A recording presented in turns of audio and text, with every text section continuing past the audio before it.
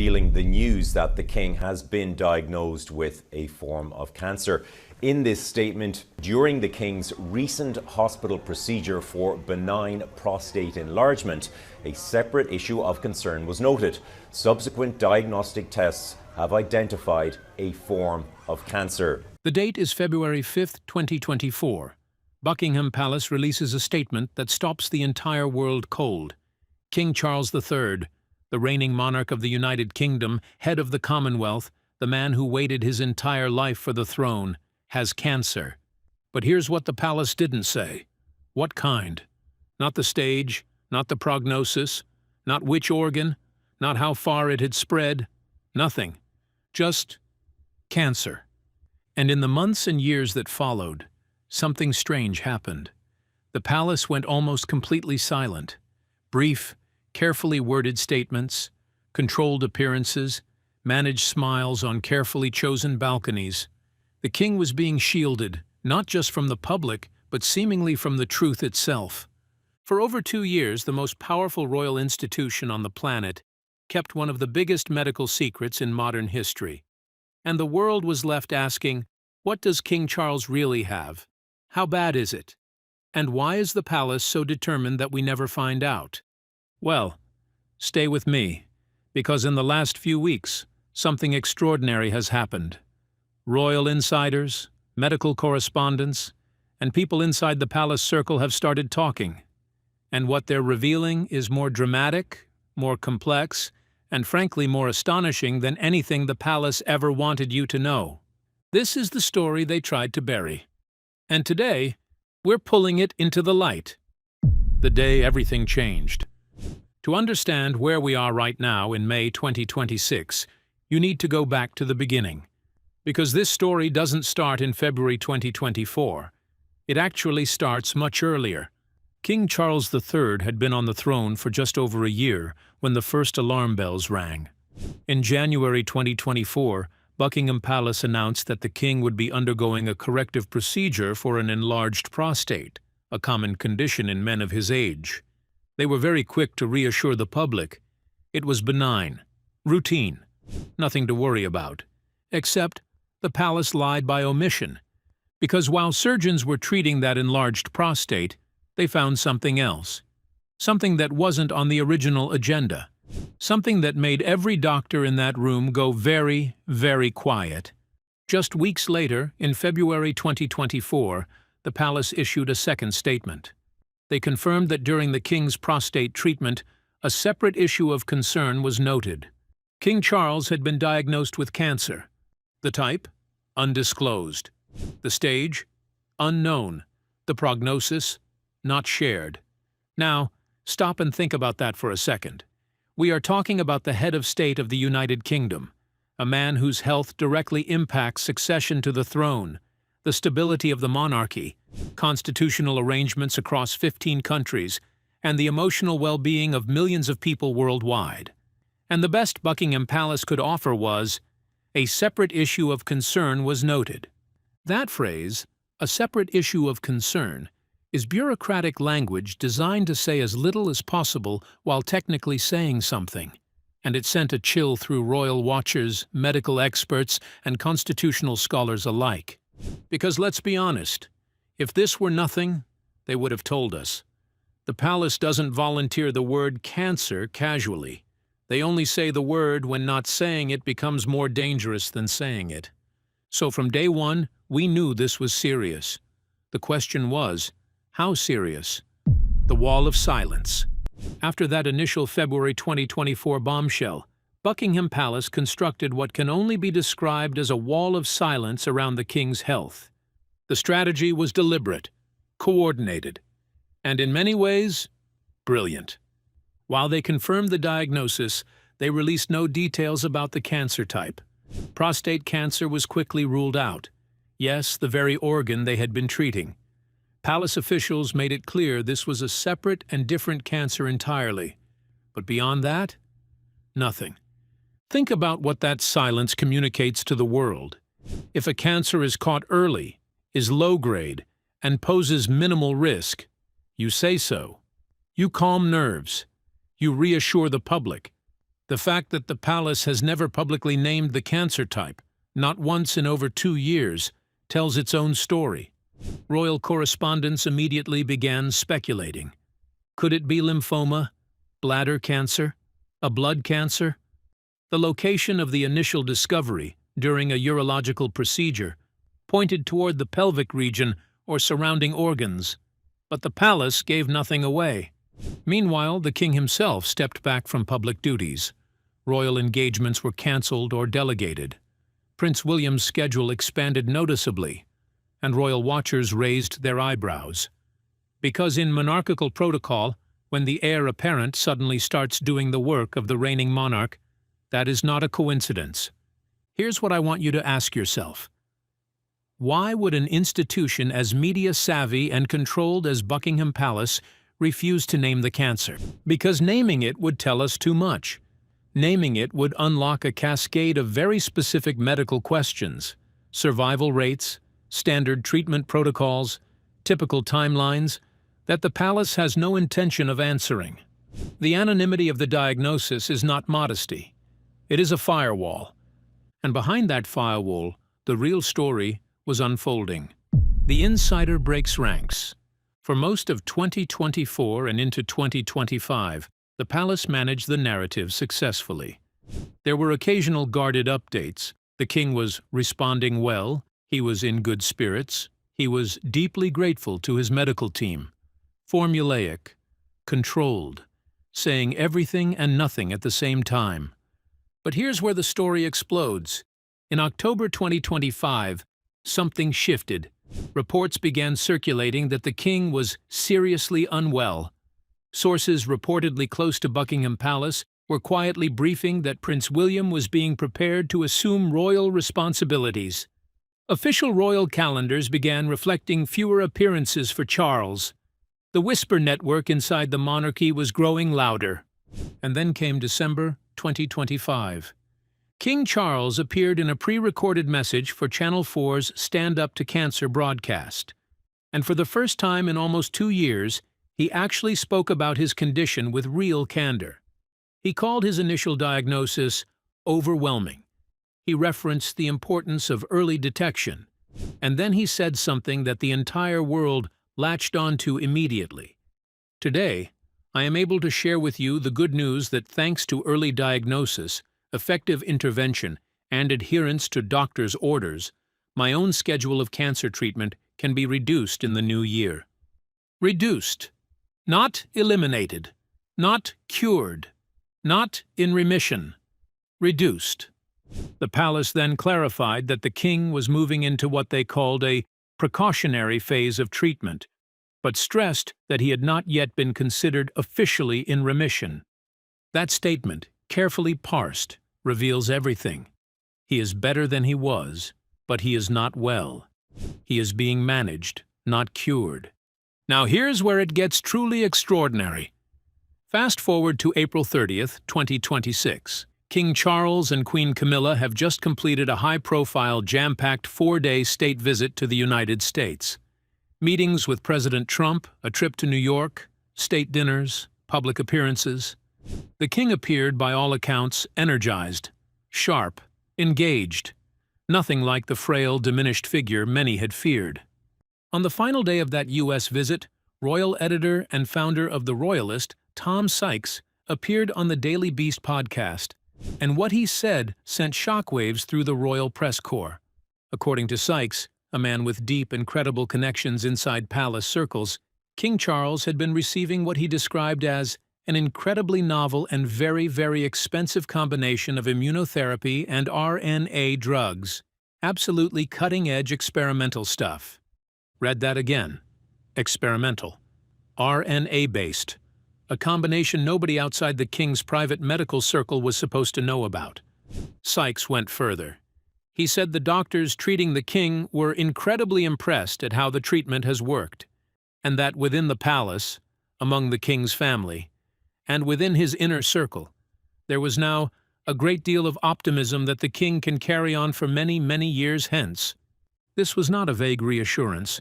This was a specific, detailed revelation about a secret medical protocol that Buckingham Palace had gone to extraordinary lengths to conceal, and it came from one of the most credible royal insiders in British journalism.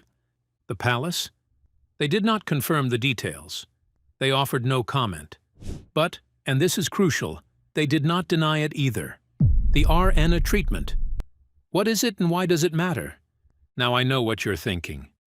RNA drugs. Immunotherapy.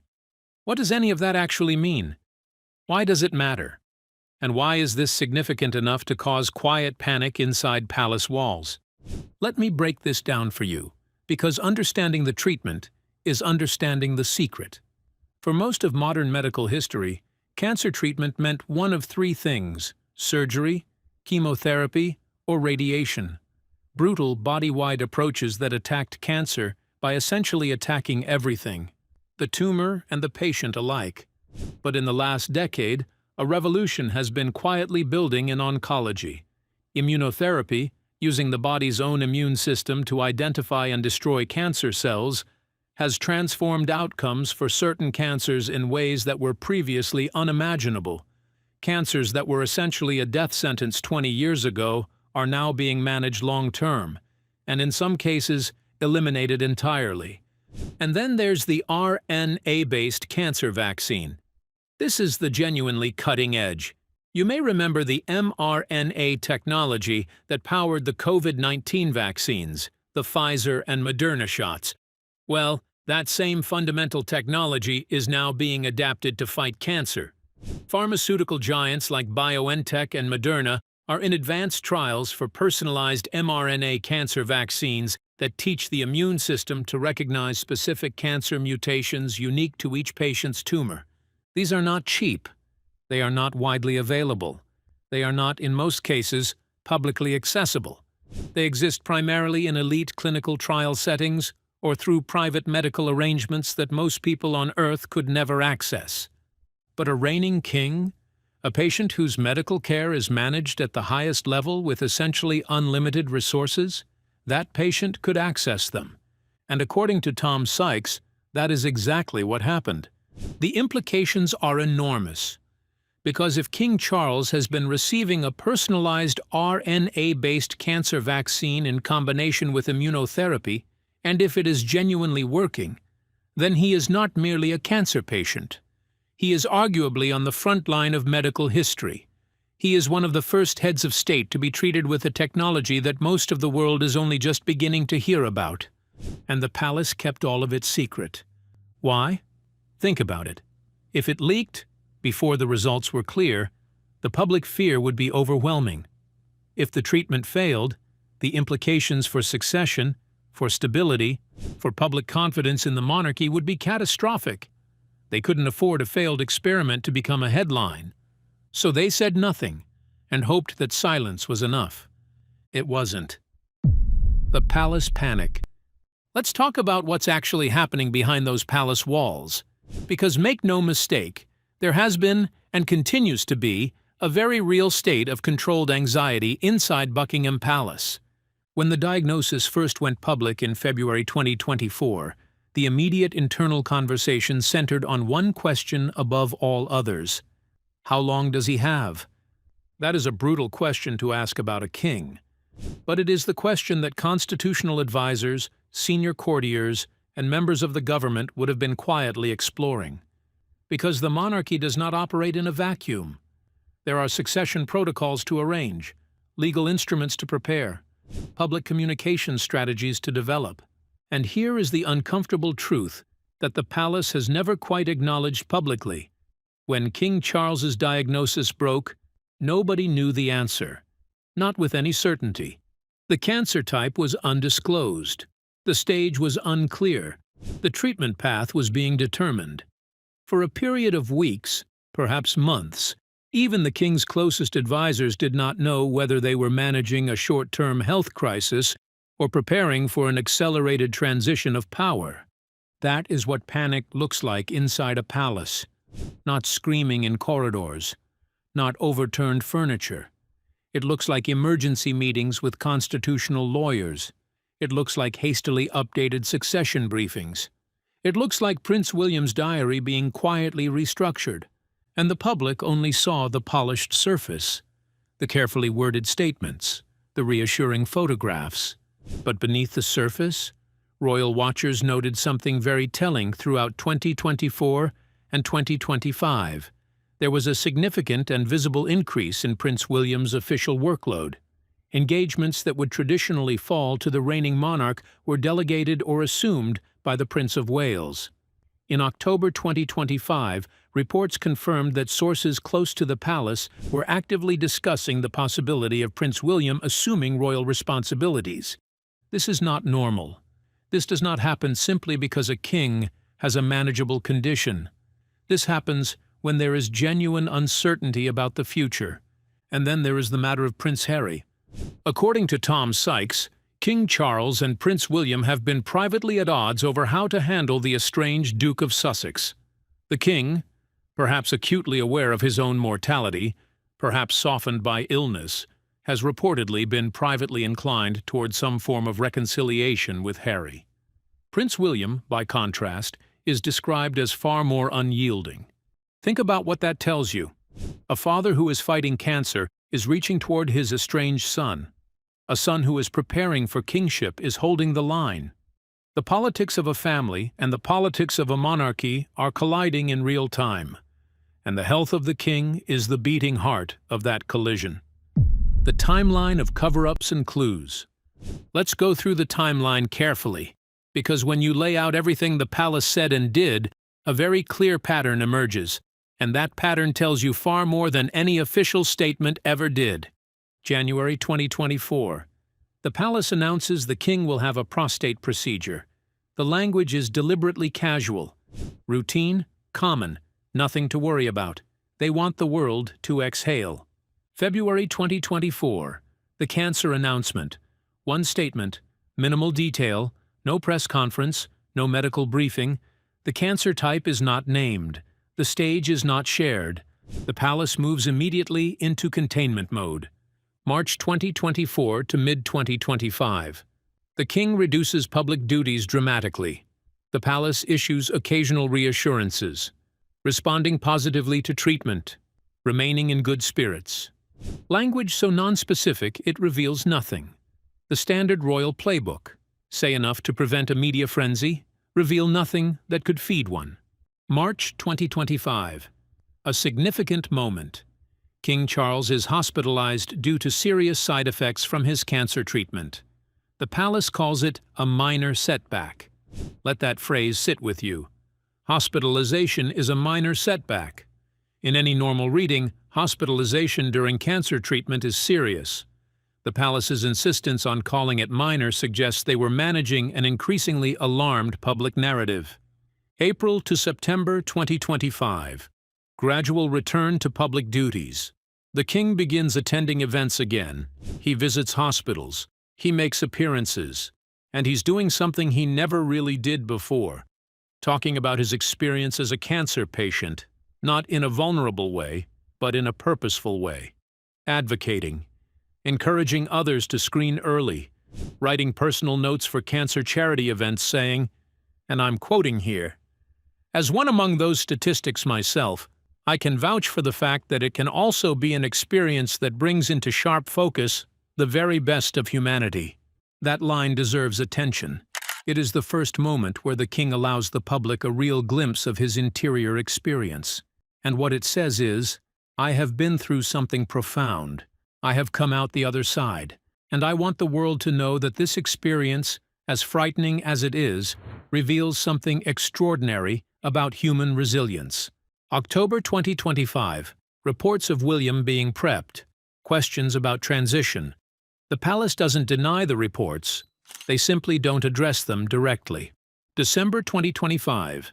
The Stand Up to Cancer broadcast. The king's most candid public address about his health. Treatment to be reduced. Moving into precautionary phase. Not in remission, but better. April 30th, 2026. Tom Sykes drops the RNA bomb on the Daily Beast podcast. The secret treatment, the experimental drugs, the medical optimism. The palace goes silent. May 2026. King Charles is photographed at events. He looks, by most accounts, healthier than he has in over a year. He visited Guy's Cancer Centre in London to mark the hospital's 300th anniversary, sitting with cancer patients, hearing from clinicians, watching demonstrations of AI-assisted surgery and surgical robots. And there is something almost poignant about that. The King of England, sitting in a cancer centre, watching the future of oncology being demonstrated, knowing that he himself has been the beneficiary of the very cutting edge of that science. What the experts are saying. Now let's step back from the palace walls and listen to what independent medical voices are saying about all of this, because the clinical picture is just as revealing as the political one. Royal correspondents and medical experts who have closely followed the King's case have increasingly settled on a particular assessment. King Charles is likely living with what is best described as a manageable chronic cancer. Not a cancer that can be rapidly excised and forgotten. Not a cancer that is currently threatening his life, but a cancer that requires ongoing treatment, ongoing monitoring, and ongoing medical intervention, potentially for the rest of his life. One of the more striking assessments comes from senior royal observers who note that the palace's careful language, precautionary phase, treatment reduced, not yet in remission, maps onto the profile of certain cancers that respond extraordinarily well to immunotherapy but never fully disappear. Cancers where the immune system, once properly engaged and educated, can hold the disease at bay almost indefinitely, but where the therapy must continue and where stopping treatment carries real risk. If the RNA vaccine reports from Tom Sykes are accurate, this would be consistent with that picture. An mRNA cancer vaccine, administered weekly by injection, combined with immunotherapy, is not a cure. It is a management strategy, a sophisticated, expensive, cutting-edge management strategy, but management nonetheless. And what does that mean for the monarchy? It means King Charles is not dying, not imminently, not based on the available evidence, but it also means he is not cured. He is, and will be for the foreseeable future, a monarch in active medical treatment, a king who takes weekly injections of experimental drugs, a sovereign whose continued reign is, in a very real sense, dependent on the ongoing success of technology that has never before been deployed at quite this level. It also means, and this is worth sitting with, that the optimism now being expressed inside palace circles is real, but fragile. Tom Sykes himself acknowledged it. We all know that with cancer, things can change very fast. The improvement is genuine. The hope is genuine. But cancer does not operate on a schedule, and it does not respect coronation oaths. What the palace doesn't want you to know. Here is the central question that has threaded through this entire story from the very beginning. Why has Buckingham Palace been so extraordinarily secretive about the specific diagnosis? Not the existence of cancer, that they admitted, but the type, the stage, the details. The official reason offered is privacy. The palace argues that the king, like any patient, deserves medical privacy. And in one sense, that is reasonable. Even heads of state are entitled to some degree of medical confidentiality. But let's be real. King Charles did not come forward to disclose his diagnosis to protect his privacy. He came forward, as the palace itself stated, because he believed if some public good can come from sharing elements of his personal diagnosis and treatment journey, he was willing to do it. He wanted to raise cancer awareness. He wanted to encourage screening. He explicitly framed his openness as a public service. So if the motivation for disclosure was public good, why stop halfway? Why share the existence of cancer, but withhold every clinical detail that would actually help people understand what to watch for in their own health? Because the palace isn't withholding the details for the king's sake. They're withholding them for the monarchy's sake. The type of cancer matters because it determines the prognosis. And a specific named prognosis creates a public clock.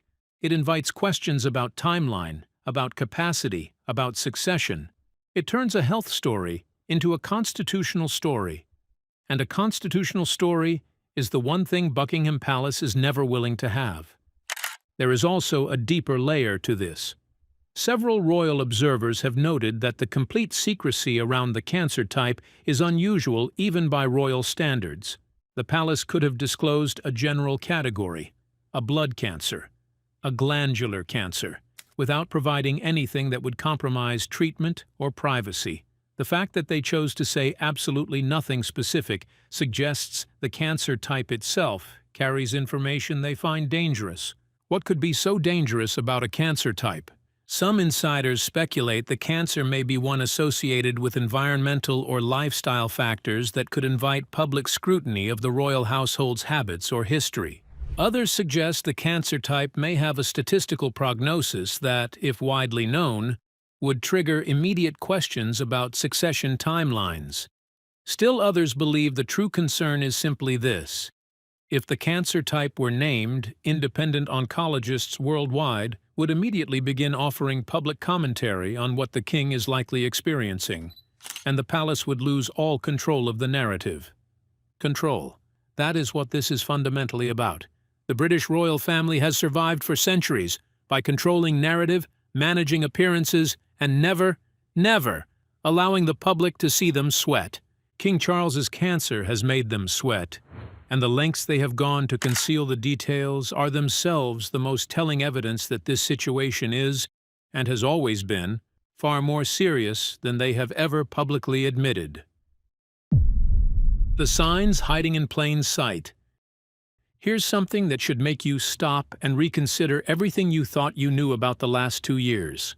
Throughout 2024 and 2025, Buckingham Palace released a series of carefully curated images of King Charles, official portraits, public appearances, carefully staged engagements. Every single one was controlled, lit, and approved before release. But royal watchers and some medical observers noted things in those images that no stylist or photographer could fully conceal. The king's hands.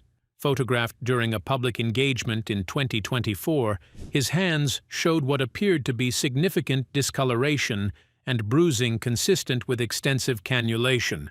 The repeated insertion of IV lines that accompanies regular infusions. These were not the hands of a man receiving occasional checkups.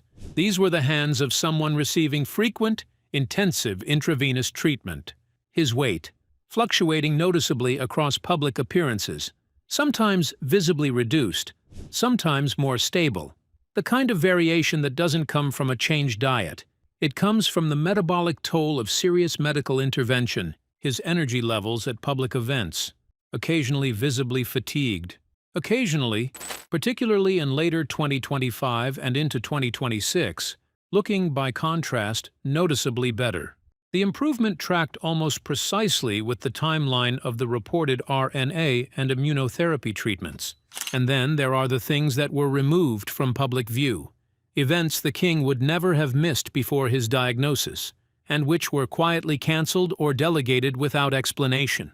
Royal tours scaled back, lengthy overseas visits shortened, schedules constructed with unusually large gaps that would allow for recovery time from treatment. The story was always there, hidden in calendars and photographs and polished non-statements. The palace hoped nobody would join the dots. People are joining the dots. What happens next? So where does this leave us? In May 2026, here is what we actually know, and what we are still waiting to find out. We know King Charles has cancer. We know the type has never been officially disclosed. We know he has been receiving what royal insiders describe as a revolutionary combination of immunotherapy and RNA-based treatment.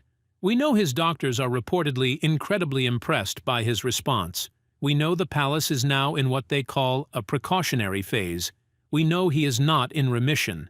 And we know, according to those closest to him, that there is genuine optimism he can continue for many, many years hence. What we do not know is the full truth of what he was actually diagnosed with. We do not know whether the experimental treatment has achieved anything close to lasting suppression of the disease. We do not know what happens if the treatment stops working. And we do not know, because the palace will never tell us what contingency plans are quietly in place for a transition of power. But here is perhaps the most important thing to understand about this entire story. King Charles came to the throne after waiting his entire adult life. He became king at 73, the oldest monarch to be crowned in British history.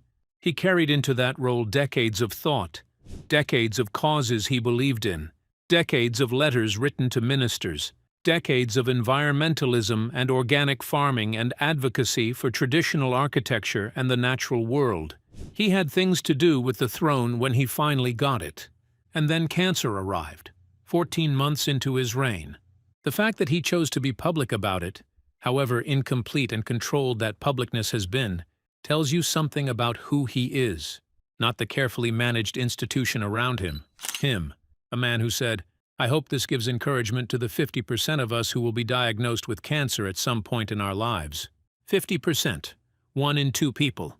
He didn't say you, he said us. He counted himself among the ordinary millions navigating the same terrifying corridor. Not as a king, as a patient. And now, the insiders are telling us the treatments are working, that the experimental drugs are doing something remarkable, that the man who has spent 2 years fighting privately, smiling publicly, and hoping silently, may be winning. The palace is still not saying it officially. They never will, not until every variable is controlled and every announcement is perfectly timed and perfectly worded and perfectly safe. But the doctors know, the family knows, the inner circle knows, and now, so do you. Now I want to hear from you. Do you believe Buckingham Palace owes the public a full, transparent account of the king's diagnosis?